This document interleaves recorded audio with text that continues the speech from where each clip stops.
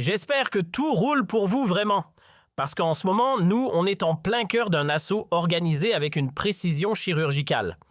Une campagne de désinformation XXL s'abat sur nous, pas juste pour nous contester, non mais bien pour nous traîner dans la boue, nous réduire à néant médiatiquement et surtout semer la haine dans le cœur de nombreux Algériens et Algériennes contre nous.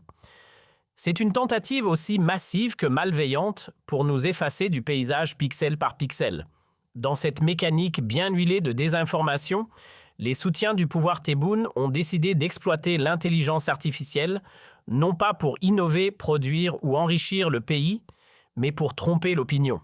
Leur objectif est limpide, vous influencer, vous embrouiller, vous, Algériennes et Algériens, afin de vous faire avaler l'idée que nous serions favorables à la séparation de la Kabylie, voire complices du projet d'autodétermination porté par ce mouvement. Cette manœuvre ne s'est pas faite en silence. Une vaste entreprise de manipulation a envahi les plateformes sociales, TikTok en tête. On y voit circuler des vidéos trafiquées, des voix synthétiques, des montages artificiels, récitant des textes recyclés puisés dans un réservoir de contre-vérités grossières, de mensonges indécents et d'informations déformées. Bref, du faux, du truqué, du mensonge industriel. Si cette avalanche de fake news nous vise, ce n'est pas un hasard. Le pouvoir algérien sous Tebboune a choisi l'affrontement numérique parce que notre travail le gêne. Et je l'avais anticipé tôt ou tard, nos émissions allaient toucher un nerf à vif.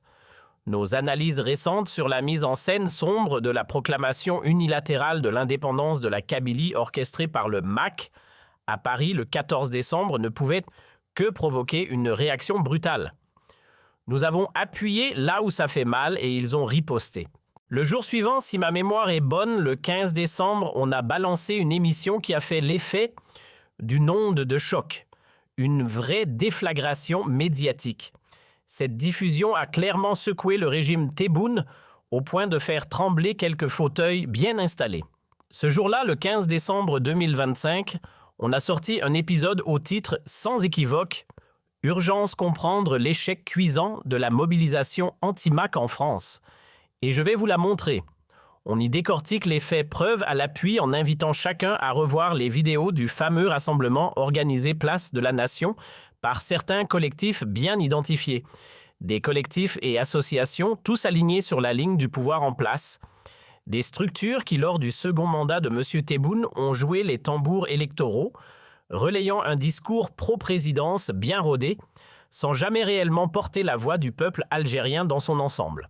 Les grands appels à l'unité nationale ont tourné à la farce. Malgré le tapage médiatique, malgré les slogans ronflants, à peine 2 petites centaines de personnes, 200 peut-être 250, si on compte les passants, ont daigné se pointer à la place de la nation. Et pendant ce temps-là, des millions d'Algériens vivant en France ont tout simplement ignoré l'événement. Un boycott massif silencieux, mais retentissant. C'est plus qu'un revers, c'est une gifle publique.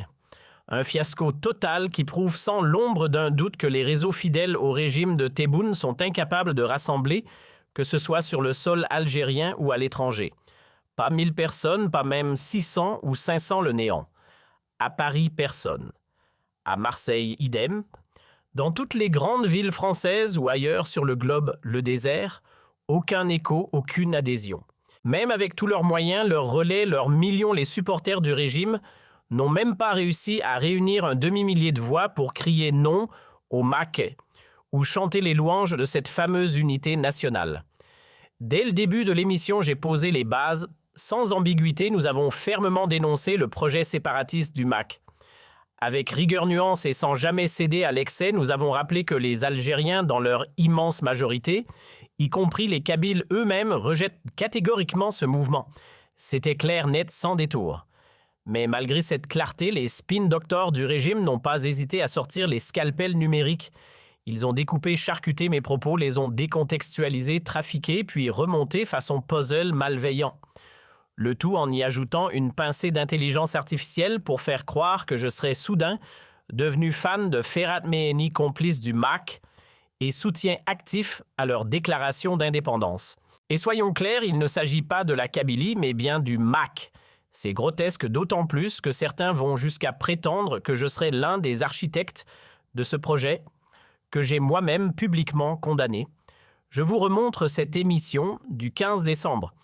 J'espère que vous allez bien car ce qu'on s'apprête à disséquer ensemble mérite toute votre attention.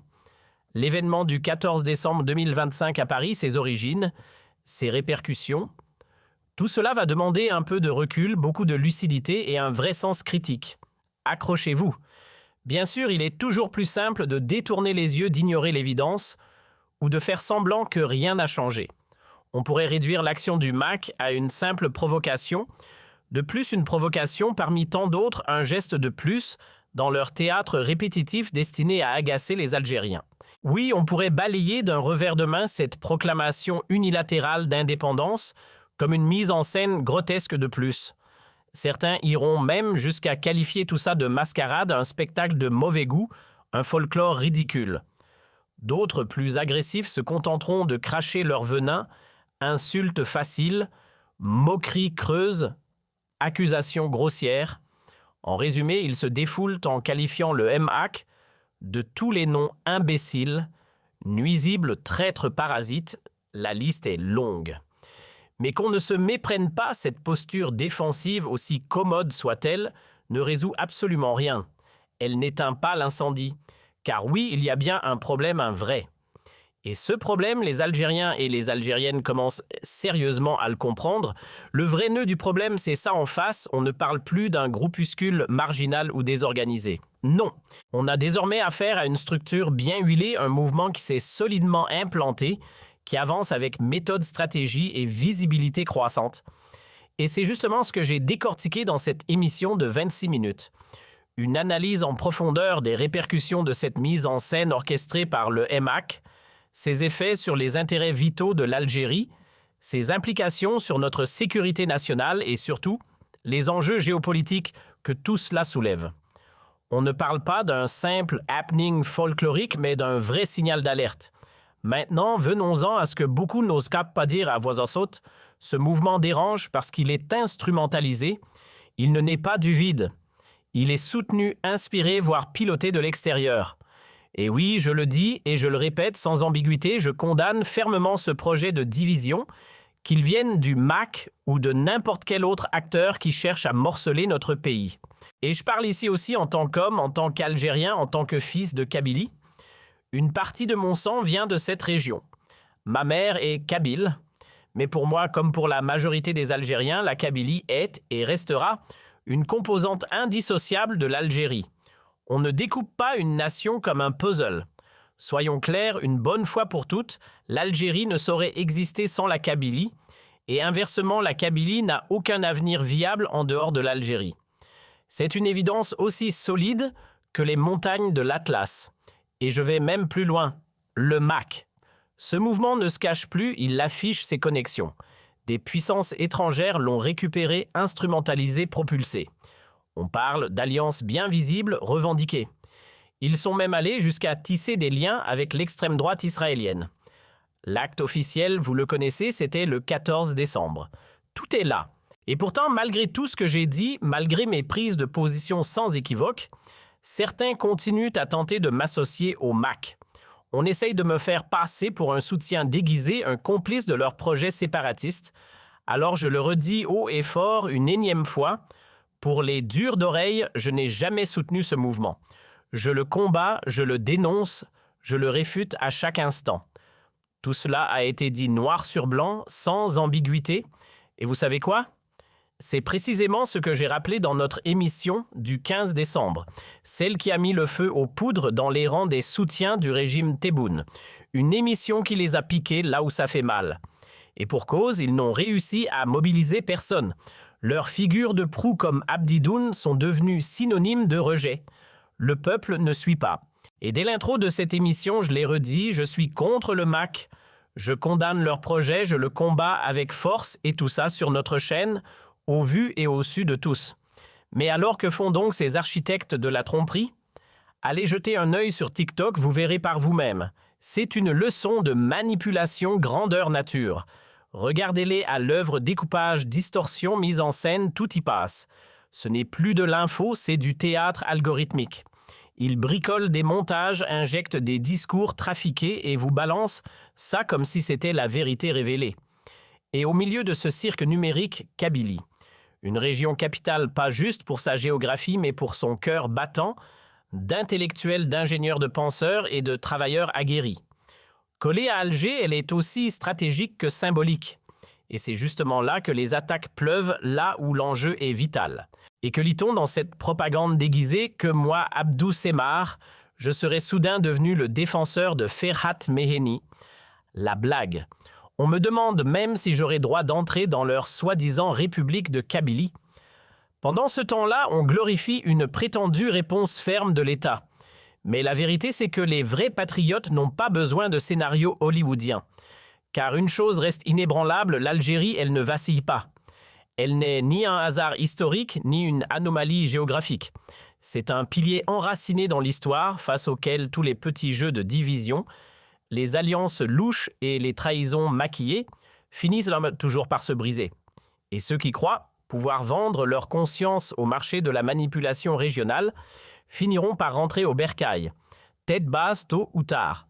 Ce que nous avons vu ces derniers 6 temps, c'est un numéro de théâtre médiatique aussi ridicule qu'angoissant monté par un certain Abdou Semmar.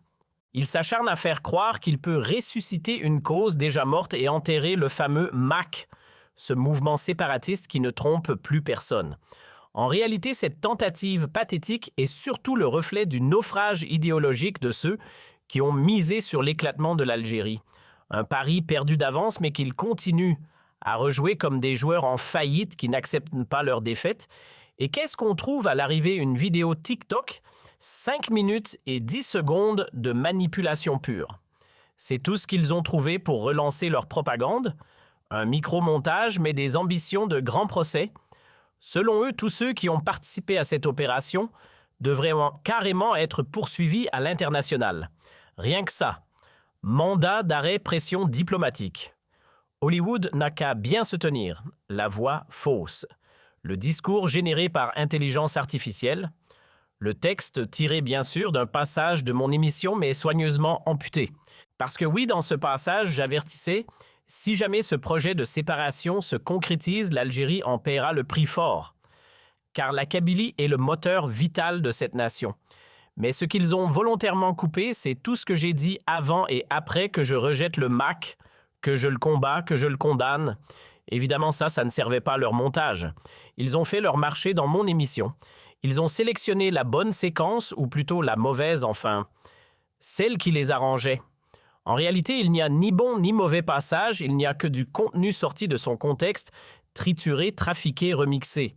Ils ont modifié ma voix, l'ont accéléré pour créer un effet dramatique, pour donner l'illusion que je soutiens le MAC. Une manipulation grossière. C'est pour ça que j'insiste, Algériennes, Algériens, il est temps de secouer les consciences. Réactivez votre esprit critique. Servez-vous de votre intelligence et surtout, ne vous laissez pas avoir. Ce que vous voyez tourner sur les réseaux, ce ne sont pas des vidéos, ce sont des pièges. Des illusions numériques conçues avec l'IA dont l'unique but est de vous embrouiller, de vous embobiner, de vous faire gober des mensonges maquillés en vérité. Ce sont des montages malhonnêtes habillés en preuves irréfutables. Donc un conseil simple, vérifiez, recoupez, ne vous contentez jamais d'une vidéo virale comme source d'information. Pourquoi cette avalanche de fake news? Parce que notre travail dérange.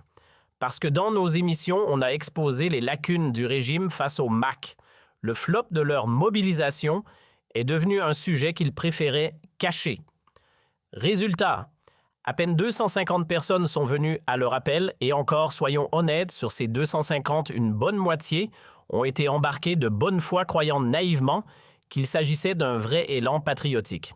La réalité, c'est qu'ils ont été dupés. En vérité, ce qui s'est passé, c'est un boycott massif et silencieux. Les Algériennes et les Algériens ont tourné le dos aux appels du régime Tebboune, refusant de se prêter à sa mise en scène contre le MAC. Et qu'il a dit « nous », qui a osé mettre les mots là où tout le monde détournait le regard « moi ». Le seul à avoir levé le voile, à avoir décortiqué cette mascarade, à l'avoir exposée pour ce qu'elle est, ce courage-là, il les dérange. Et ce n'est pas la première fois que ça gratte là où ça fait mal. À chaque fois, c'est le même refrain, il débarque. Sur TikTok, armés d'outils, d'IA découpe mes émissions. Comme des apprentis bouchers sortent les phrases de leur contexte, collent des morceaux entre eux, comme s'ils jouaient au puzzle. Sauf qu'ici, le but n'est pas de divertir, mais de trahir mes propos. Ils me prêtent des idées que je n'ai jamais défendues, me mettent dans la bouche des mots que je n'ai jamais prononcés, et tout ça pour nourrir un mensonge à grande échelle, faire croire que je suis de mèche avec les séparatistes. Voilà à quoi ressemble la propagande d'un régime à bout de souffle. Voilà où on en est, un régime autoritaire avec tous ses relais diplomatiques et ses millions d'euros engloutis dans la propagande, incapable de réunir même 500 personnes. Oui, vous avez bien entendu. Malgré la mobilisation de toutes les ambassades, les consulats, les associations inféodées au pouvoir, malgré des budgets astronomiques cramés en France pour vendre leur récit officiel, ils n'ont même pas pu rameuter 400 âmes. Même pas, une misère. Et comme la vérité leur a brûlé les doigts, leur réflexe a été simple, salir. Riposter avec la seule arme qu'il leur reste, le mensonge. Campagne de désinformation, pluie de fake news, attaques ciblées, tout y passe. Leur objectif. Nous faire taire, nous discréditer, mais fort heureusement, tout le monde ne dort pas. Il y a encore des Algériens, des Algériennes qui réfléchissent, qui observent, qui vérifient. Des gens qui ne gobent pas tout ce qu'on leur sert, qui savent faire la différence entre une info fondée et une illusion montée de toutes pièces. Le vrai drame, c'est que tout le monde n'a pas les armes pour se défendre intellectuellement. On traverse une véritable tempête mentale, une crise de lucidité nationale. Le peuple algérien est hyper connecté, ça c'est certain, mais cette hyperconnexion n'est pas accompagnée d'éducation numérique, de médias libres, ni d'outils de vérification fiables. Pas de presse indépendante, pas de contre-pouvoir journalistique. Résultat, la désinformation prolifère comme un virus. C'est pourquoi, à partir d'aujourd'hui, on prend les choses en main. Chaque jour, on va dédier du temps de l'antenne de l'énergie à démonter méthodiquement les mensonges diffusés par les relais du pouvoir. On va disséquer les fake news, les exploser point par point et surtout rétablir la vérité. Car ce ne sont pas mes paroles dans une vidéo TikTok qui ont insulté quiconque. Je ne suis pas l'unique cible. Cette machine de propagande insulte tous les Algériens en permanence. Prenez par exemple Abou Derrar, ce champion de la contradiction. Ce n'est pas seulement moi qu'il visait. Ce qui est en jeu ici, ce n'est pas une querelle d'ego, c'est une offensive contre l'intelligence collective. On veut vous faire gober que le régime Tebboune n'a pas échoué. Mais où sont les bilans qui posent les vraies questions ? Moi, je les pose. Et je continuerai à les poser. Moi, j'attends des explications. Et pas de n'importe qui.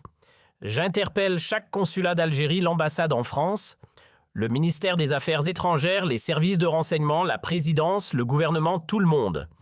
Expliquez-moi comment, avec tous vos moyens, vos réseaux, vos budgets et vos relais, vous n'avez même pas réussi à réunir 500 personnes.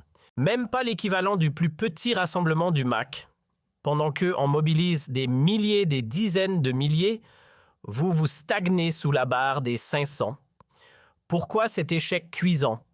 Pourquoi cette incapacité chronique à fédérer? Vous avez raté le coche. Vous avez tout raté et ça vous le savez très bien. Vous savez aussi que si j'avais été à votre place, le résultat aurait été tout autre. Et c'est précisément ça qui vous fait mal. Ce constat-là, il vous ronge. Alors que font-ils pour sauver la face? Ils truquent, ils manipulent, ils bricolent des vidéos mensongères. C'est la preuve éclatante de leur fragilité. On parle ici d'un effondrement intellectuel moral et d'un autre type de faiblesse que je préfère ne pas nommer par respect, même si entre nous, ce n'est pas l'envie qui manque. Mais bon, inutile d'en rajouter, ils sont déjà à terre blessés dans leur orgueil, étouffés par les gifles symboliques que nous leur infligeons émission après émission. Ce que nous faisons ici, ce n'est pas du bavardage, ce n'est pas de l'agitation creuse, c'est du journalisme libre, indépendant, engagé. Ce sont des enquêtes rigoureuses, un travail d'investigation sans filet, porté par une seule obsession, la vérité. Rien d'autre. Notre mission éclairer, informer, sortir la lumière là où d'autres installent l'ombre. Nous, on éclaire les consciences, eux, ils embrouillent les esprits. 2 visions, 2 méthodes, 2 mondes, et devinez quoi? Le leur est déjà condamné à s'effondrer, car soyons clairs, si le régime Tebboune avait ne serait-ce qu'un bilan à présenter un seul fait, marquant un exploit tangible à défendre, on se tairait. Mais non, il nous parle de 5000 participants. Vraiment, on a vu les images. Sur ces 5000, il n'y en avait même pas 500. Même pas. Une poignée. Et pourquoi ce flop monumental? Parce qu'ils n'ont plus aucune crédibilité. Parce qu'ils ne représentent personne. Parce qu'ils ont été rejetés par le peuple, par la rue, par les Algériens et les Algériennes. Et pendant qu'eux s'efforcent de remplir une salle, nous, on remplit les écrans. Ils parlent de nous, bien sûr qu'ils en parlent, parce que nous, on a l'oreille de millions de citoyens, des centaines de milliers de spectateurs par semaine, plus de 6 millions de vues par mois sur nos plateformes. Et ça, ils ne le digèrent pas.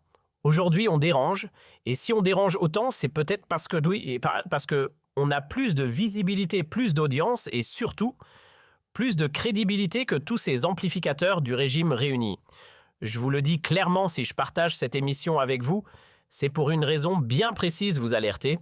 Attention aux intox, méfiez-vous des manipulations, ouvrez les yeux sur la guerre de la désinformation qu'on mène contre nous.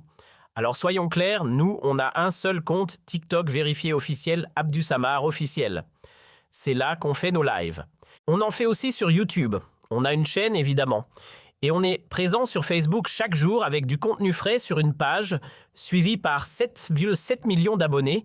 Oui, vous avez bien entendu. Vous voulez vérifier ce qu'on a dit? Aucun souci. Nos vidéos sont là en accès libre. Vous avez un doute? Écrivez-nous. Et comme d'habitude, on vous répondra sans filtre, avec honnêteté, et surtout avec cette transparence que les relais du pouvoir ne connaissent pas. Chez nous, pas de double discours. Ce qu'on dit, ce qu'on révèle, ça dérange. Et croyez-moi, ce n'est que le début. Ceux qu'on met à nu ne dormiront plus paisiblement. Leur confort nocturne, on l'a brisé. Les nuits tranquilles, terminées. Ce que nous leur infligeons, ce ne sont pas des cris ni des menaces, mais quelque chose de bien plus redoutable, l'insomnie provoquée par la vérité, une vérité qui gratte, qui pique, qui réveille. Et cette vérité-là, on la servira encore et encore chaque jour jusqu'à ce qu'elle devienne inévitable. Alors soyez vigilants. Le venin de la manipulation est partout déguisé en information, déguisé en patriotisme. Et cette guerre sournoise menée contre nous, on y répondra sans fléchir, coup pour coup, attaque pour attaque. Mais toujours avec la classe, toujours avec des principes, avec l'élégance de ceux qui n'ont rien à cacher et la rigueur de ceux qui défendent la vérité. L'histoire, elle saura départager les rôles et elle ne se trompera pas sur les vainqueurs. Pas sur les